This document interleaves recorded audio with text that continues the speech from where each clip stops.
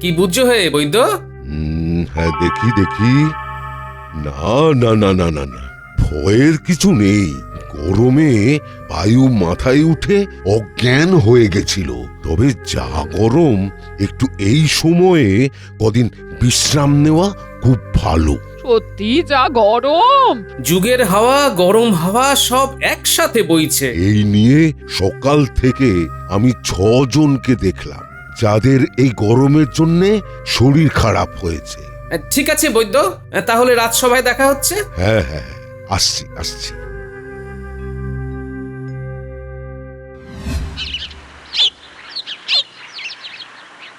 এ কি মহারাজ, আপনি ভয়ে সিঁটিয়ে এভাবে এখানে দাঁড়িয়ে কেন? আর এসব হাঁড়ি কড়া বাইরে, কি ব্যাপার? আর ব্যাপার, ভিতরের পরিস্থিতি গরম, বুঝেছো? তোমার রানীমার মাথায় আগুন জ্বলছে। বাইরে যা গরম তারই প্রভাবে মহারাজ, কিন্তু ব্যাপারটা একটু যদি খুলে বলেন তাহলে সবটা বুঝতে পারবো। আরে আমার সব রাঁধুনিরা এই গরমে একসাথে অসুস্থ হয়ে পড়েছে। তারা ছুটি নিয়ে আজ সকালই বাড়িতে গেছে। আচ্ছা, তারপর? সুতরাং বাধ্য হয়ে রানীমাকে হাল ধরতে হয়েছে। ওরে বাবা, সর্বনাশ!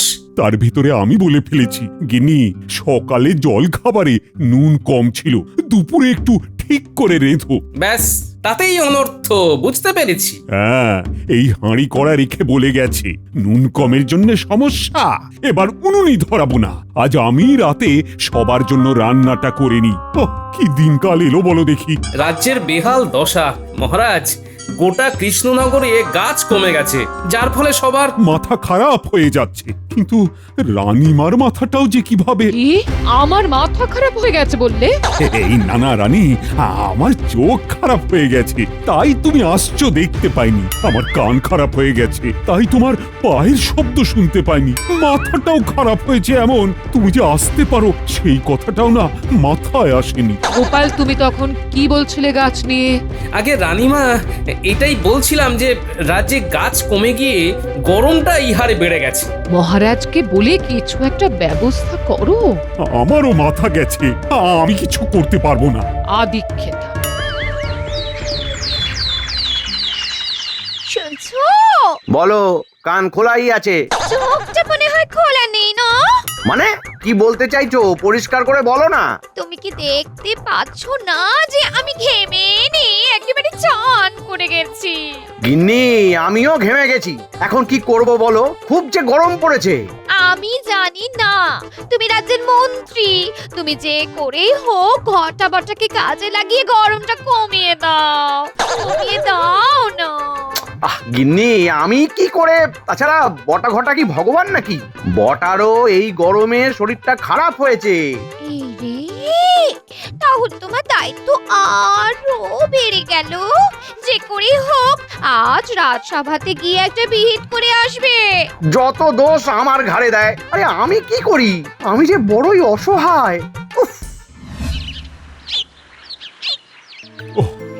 বাবা, যা গরমের দাপট দেখছি, মনে হচ্ছে কিছুদিন রাজকাজ বন্ধ রাখতে হবে। বাবা, রোদের তেজে যাচ্ছে ঝুঁকে, কেউ নেই গো হাসি মুখে। হ্যাঁ মহারাজ, আমি তো আগে এসেও কোনো ফল পেলাম না। তোমরা সব ননির পুতুল। গরমে গরম পড়বে না তো কি হবে? এই গরমে ঘরে একদম দক্ষযোগ্য হয়ে যাচ্ছে মন্ত্রী মশাই। আপনার ঘর উনি মনে হয় শান্ত। সে খালি আমি জানি, আমার ঘরেও যে দক্ষযজ্ঞ তা কি করে প্রকাশ করি। মহারাজ, এই রাজ্যে আগে এমন বেহাল দশা হতো না। যে হারে গাছ কাটা পড়ছে, তাতে এই অবস্থা আরো শোচনীয় হয়ে গেছে। আর তো মনে হয় গাছের ব্যাপারটা নয়, আসলে আবহাওয়াটাই এমন। একটু বৃষ্টির দরকার ছিল। এই বিজ্ঞানী, আরে কই গেলে? মহারাজ, বিজ্ঞানীরও শরীর ভালো নেই, সেও অসুস্থ। মহারাজ, মহারাজ এক্ষুনি গোপাল দাদার নাতি গুলটে এসে খবর দিল যে গোপাল দাদার এক জ্ঞাতির দাদা, যে এই রাজ্যের উত্তর দিকে থাকে, সে নাকি বেজায় অসুস্থ। খবর এসেছে। বলো কি? আমাকে তো তাহলে যেতে হবে। সে কি গোপাল, তুমি তাহলে রওনা দাও।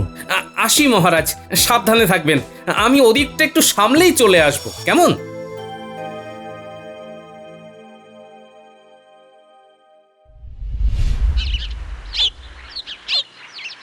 গিন্নি, তাহলে আসি, সাবধানে থেকো। হ্যাঁ, ধরে রাখো দিন দুয়েকের ব্যাপার। আরে বাবা হ্যাঁ, তুমি চিন্তা করো না, আমি ঠিক থাকবো। হ্যাঁ আর শোনো, এমন গরমে না হুটহাট করে বাইরে যাবে না, বুঝলে?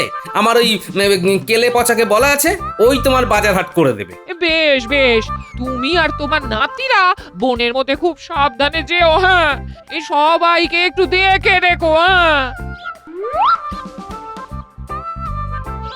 তোরা সব দেখে শুনে চল বাচারা। হ্যাঁ, বনের পথটা খুব একটা ভালো নয়। একটু বসতে পারলে ভালো হতো রে, আসলে বয়স হয়েছে তো। বসবে কোথায় দাদু? ছায়াই নেই, এই বনটা খালি নামেই বন, গাছই নেই আর। আরেকটা জিনিস খেয়াল কর, বনের গাছগুলো যে মরে গেছে তা কিন্তু নয়। গাছগুলোকে উপড়ে বা কেটে ফেলা হয়েছে, এটাই বলতে চাইছিস তো? একদম ঠিক ধরেছিস, চারদিকে বড় বড় গর্ত, যেন কেউ বা কারা সব গাছ তুলে নিয়ে গেছে। কি বলছিস? উপড়ে বা কেটে ফেলেছে? হ্যাঁ দাদু। তুমি দেখো ভালো করে। তাই তো, তার মানে বনটা ফাঁকা হয়ে যাওয়ার জন্যই এত গরমে দাপট। আর যে কাটছে তার উদ্দেশ্য কিন্তু ভালো নয়। সাবাস, একদম ঠিক ধরেছিস। গাছ কেটে নিচ্ছে লুকিয়ে লুকিয়ে, ব্যাপারটা ফিরেই দেখতে হচ্ছে। কি গো, রাখতে পারলে? সব আঁটলো? না না, সব ধরেনি, আরো বেশ কটা হাঁড়ি লাগবে। আরে কথলি মোহর আছে বলো তো? না না, আমি না, তুমি বলো। 30 থলি গো গিন্নি, 30 থলি। বাহ, 30! তুমিও তো তাই। কবে পেরিয়ে গেছে। আমার কাছে কিন্তু সেই 30ই আছো। হুম, এই মোহর গোনা যদি না শেষ হয় তাহলে মোহর গুনতে গুনতে যদি আরো রাত হয়, বেশ মজাই হবে, কি তাই তো?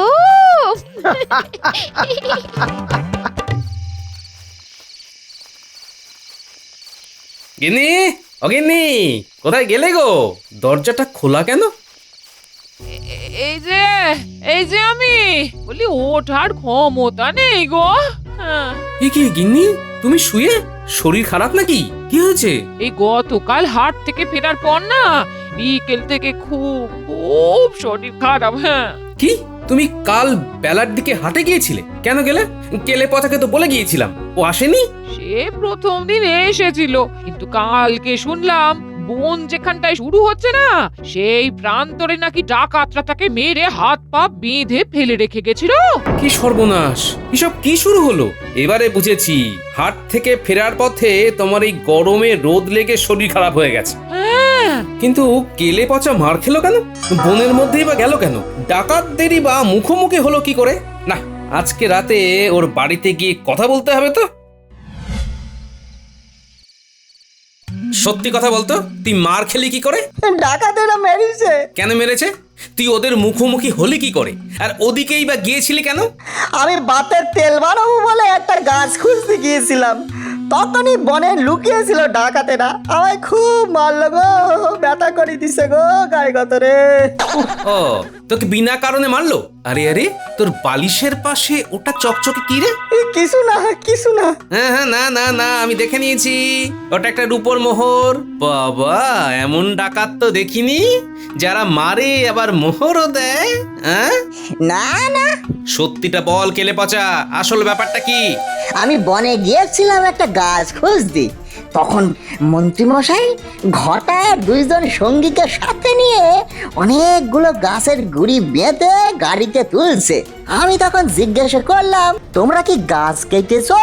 তারপরে বুঝেছি, তোকে বেদম মার মারলো, তাই তো? আর তুই ভয় পেয়ে বলে বেড়ালি ডাকাতরা মেরেছে, কিন্তু ওই রূপোর মোহরটা পেলি কি করে? হ্যাঁ, ওদের কারো ট্যাগ থেকে টুকুস করে খসি পড়েছিল, খেয়াল করেনি তো, আমি কুড়িয়ে নিয়েছি।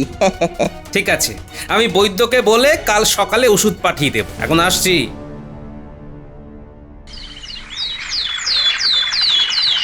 বলছি বিজ্ঞানী, তোমার কাছে কি এমন কোনো ওষুধ আছে যেটা প্রয়োগ করলে গাছ খুব দ্রুত বাড়ে? ছাড়ো, তোমার খুব কাশি হচ্ছে, তুমি লিখে দাও বরং।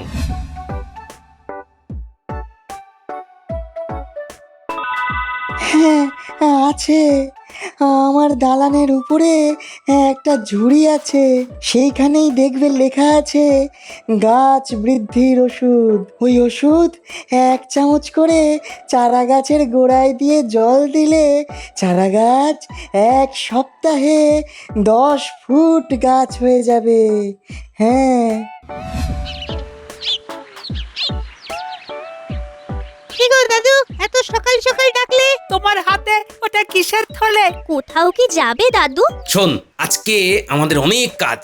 যেমন প্রথমেই এই যে হাতের থলের ওষুধটা, এটাকে বনে চারা গাছ পুঁতে গাছের গোড়ায় গোড়ায় 1 চামচ করে ছড়িয়ে জল দিতে হবে। কোনে গাছ পুঁতে ওষুধ ছড়িয়ে কি হবে দাদু? কারা তো সব গাছ কেটেই নেয়। কারা গাছ কাটছে ধরতে পেরেছি, এবারে ওদের শাস্তিও দেব। কিন্তু তার আগে যে চারা গাছগুলো আছে তাদের গোড়ায় এই ওষুধটা দিতে হবে। কিভাবে ওদের ধরবে দাদু? সব মন্ত্রী মশাইয়ের খেল। উনি মোহরের বিনিময়ে বনের গাছগুলো কেটে বিক্রি করে দিচ্ছেন। দেখ না কেমন চালে চাল দিয়ে ওনাকে শুধু ধরি। আমি তাহলে দিদার কাছে থাকছি, দিদার শরীরটা তো ভালো নেই। হ্যাঁ মা, তাই কর। হ্যাঁ গো গিন্নি, আজকে আর রাজসভায় যাব না, বুঝলে? কেন? আমার জন্মদিন বলে? হ্যাঁ, এছাড়াও মোহরের গরমে আমি এখন উঠছি। আমাদের এখন বাড়ি ভর্তি মোহর। ও, এখন মনে হচ্ছে আরেকটু মোহর হলে আরো ভালো হতো। সে না হয় আমি ঠাকুরকে ডাকছি যে আরো মোহর যেন পাইয়ে দেন, কিন্তু তুমি যে আজকে সভায় যাবে না শুধুমাত্র আমার জন্মদিন বলে, এতে না ভীষণ ভীষণ আনন্দ লাগছে গো। তুমি আমার একমাত্র স্ত্রী, আমি কি না থেকে পারি? যাই হোক, আমি ঘটাকে বলে দিয়েছি ভালো তাল পাটালি আনতে, বুঝলে? আমি তাহলে জমিয়ে পায়েস করব। আর আমি চামচে করে খাইয়ে দেব, লজ্জা পাবে না তো? তুমি একটু ঘুমিয়ে নিতে যাও, রাতে ঘুমের সুযোগ হয়নি তো, যাও। হ্যাঁ হ্যাঁ হ্যাঁ হ্যাঁ হ্যাঁ। কিরে, তোদের এই রোদে খুব কষ্ট হলো বল? বনে গাছগুলো তো সব ইচ্ছে করেই কেটেছি দাদু, সেই জন্যই ছায়া নেই। তবে যা করেছি সব ভালোর জন্যই তো করেছি। এছাড়া কষ্ট করলে কেষ্ট মেলে। এই গাছগুলো দ্রুত বেড়ে উঠবে আর আমাদের কৃষ্ণনগরকে ছায়া দেবে। শোন, এবার তোদের দ্বিতীয় কাজ, ছটপট করে মন্ত্রীর বাড়িতে গিয়ে একটা চিরকুট ফেলে দিবি জানলা দিয়ে গলিয়ে। তাতে কি লেখা থাকবে দাদু? সেটা আমি এখন মুখে বলছি না, তোরা সরাসরি পড়ে নিস।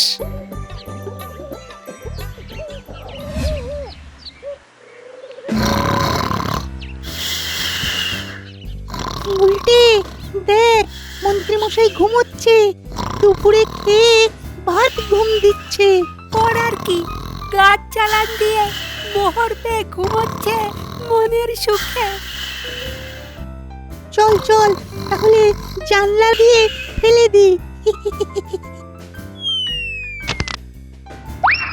কি গো, কি হলো? আওয়াজ হলো কেন?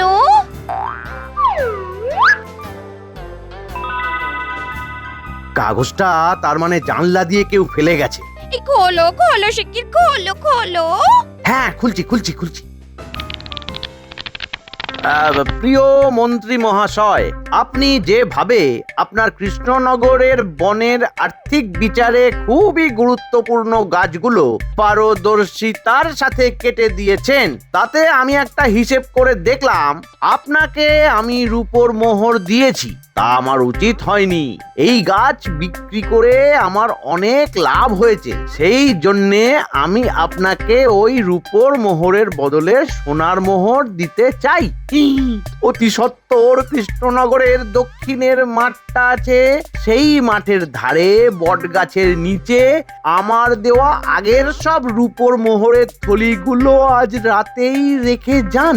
আর এর ঠিক 2 দিন বাদেই আগামী পরশু যা রূপোর মোহর পেয়েছিলেন সেই পরিমাণে সোনার মোহর নিয়ে যান। গিন্নি, কি করব? কি আবার করবে? ভগবান যখন মুখ তুলে চেয়েছেন, উপর থেকে সোনা অনেক দামি। ও কত গয়না করাবো, কত গয়না করাবো। 30 থলি সোনার মোহর, ভাবতে পারছো? এই যাও যাও যাও যাও, আজ রাতে দক্ষিণের মাঠে ওগুলো রেখে এসো।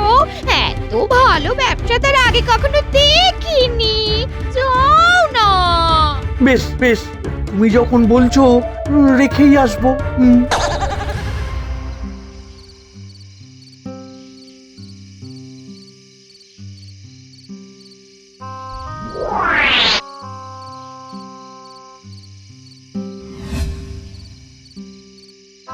দাদু, এখনো পর্যন্ত 28 থলি গোনা হয়েছে, আরো 2 থলি আছে, তার মানে 30 থলির উপর মোহর। ভাবা যায় রাজ্যের প্রাকৃতিক সম্পদ বেচে 30 থলির উপর মোহর পেয়েছে।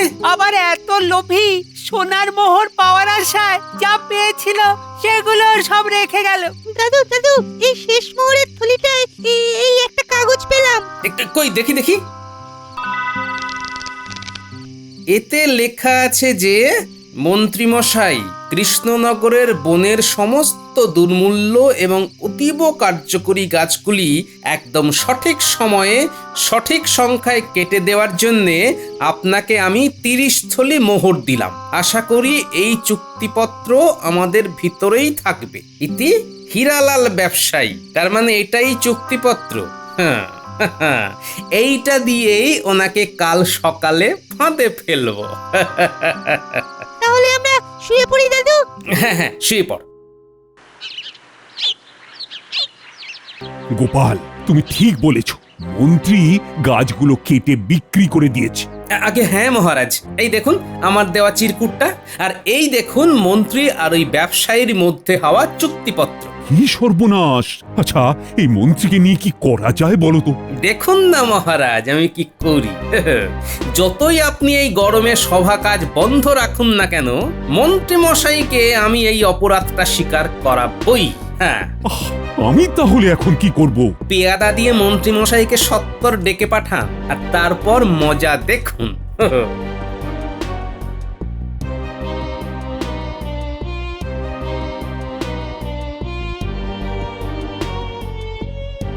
আসুন মন্ত্রী মশাই, আসুন। উফ উফ, কি গরম!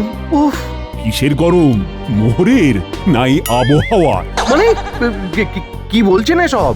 আর মহারাজ, আর কদিন ছুটি তো নিজেই দিলেন, তাহলে আজকে তলব করলেন কি ব্যাপার? হ্যাঁ, যে সে ব্যাপার নয়, জব্বর ব্যাপার হে। আর বেশি ধানাই পানাই না করে সোজা কথায় আসি।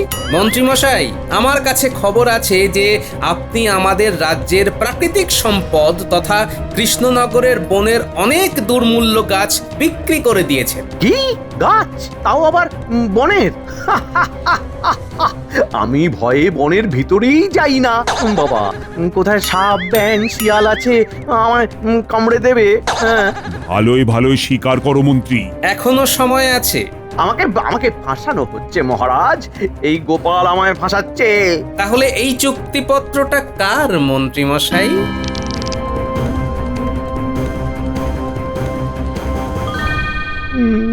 এটা এটা নকল, এটা ষড়যন্ত্র। আমি না রাজ্যের মন্ত্রী, আমি কখনো এমন করতে পারি?